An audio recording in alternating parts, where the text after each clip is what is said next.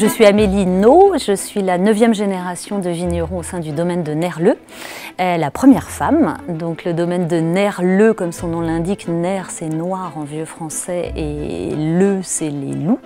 Et donc les vignes ont pris la place et les territoires des loups depuis quelques années déjà. J'ai eu la chance qu'on me transmette ce beau domaine familial il y a une dizaine d'années, après mon père Régis qui lui-même avait succédé à son père Robert. Nous avons donc plusieurs hectares de vignes sur les communes de Saint-Cyr-en-Bourg, Brézé, Parnay et Montsoreau, toutes dans le cœur de l'appellation Saumur-Champigny. Nous avons principalement planté des cépages de Chenin et de Cabernet Franc. J'ai eu à cœur de remettre des pratiques plus respectueuses de l'environnement en vigueur. Mon père était déjà dans cette philosophie-là, mais plus encore, j'ai souhaité vraiment franchir le cap de la conversion vers une agriculture biologique. L'avantage de nos terroirs argilo-calcaires, c'est qu'on a des véritables trésors sous nos pieds.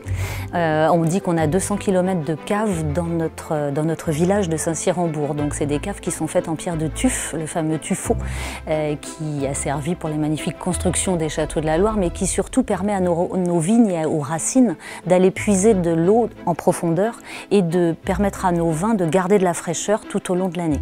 On a une gamme qui est assez large. L'avantage du Chenin, c'est que déjà il nous permet de fabriquer, de vinifier des magnifiques blancs secs, des créments et aussi des liquoreux.